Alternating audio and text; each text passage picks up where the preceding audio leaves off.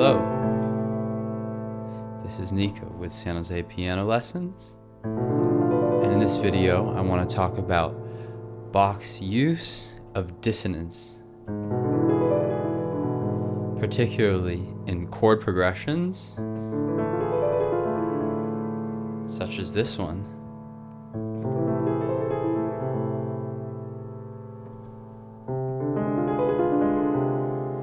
And listen to the contrasting notes between the dissonance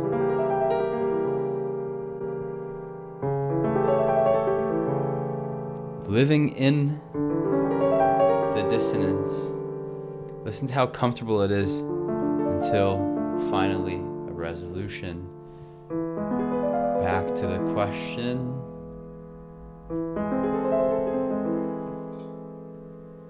And one more.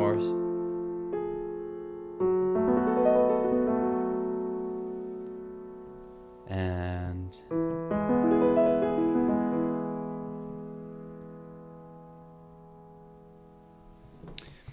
so if you just listen to the opening couple bars, immediately we go from a big tonic chord. In this case it's A minor, and this is called a blocked chord because we're playing every note of the chord in the left hand and every note in the right hand. We're not skipping any A's, C's, or E's in either hand, with the exception of the one C in the middle, but it's pretty dense, so it sounds quite big and heavy. And then immediately on the second chord, we have this half diminished chord, which is B, D, F, and A, but it's inverted. And this is a dissonance already. And it continues. Here we think we might start to come back. We can hear at the end it doesn't actually resolve to the expected A minor chord, right? Because probably if we're coming from here, if we're coming from here, we might expect to hear going back to the tonic 1. But in this case it doesn't do that. It goes back to the tonic with, do you hear that? This G sharp, it's like a thorn in your side in this chord. It brings the suffering sound. It's actually quite beautiful, but Bach was very comfortable putting dissonances in his chord progressions, and this is just one example.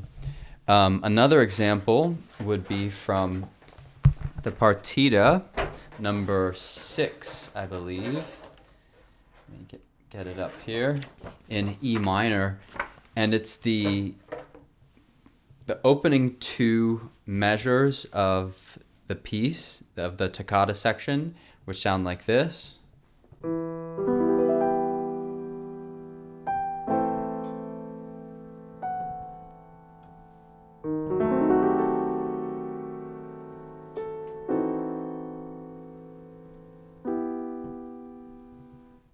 So if you notice the end of the first measure, here,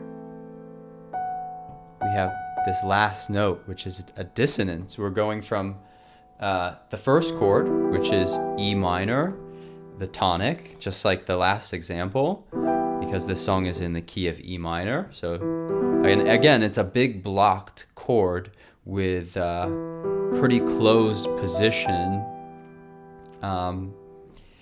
meaning we're not skipping any notes of the E minor chord here. We're actually using every single note, E, G, B, E, G, B, E, G, without skipping any. And then the second chord goes to the 4 chord, which is a beautiful chord. It's the minor 4 chord. It's called A minor. And notice the E on the bottom is retained from the first note, and the G is also retained from the first sweep. So it's kind of creates this continuity between the first chord and the second chord. Listen again.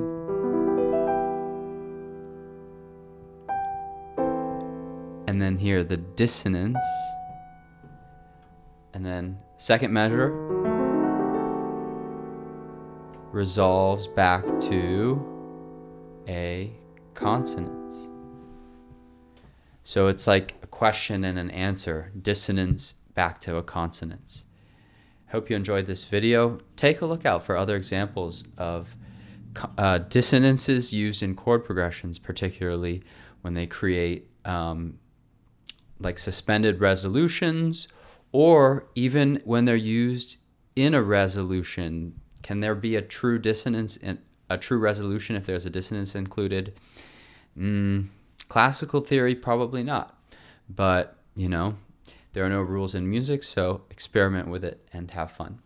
Thanks for watching.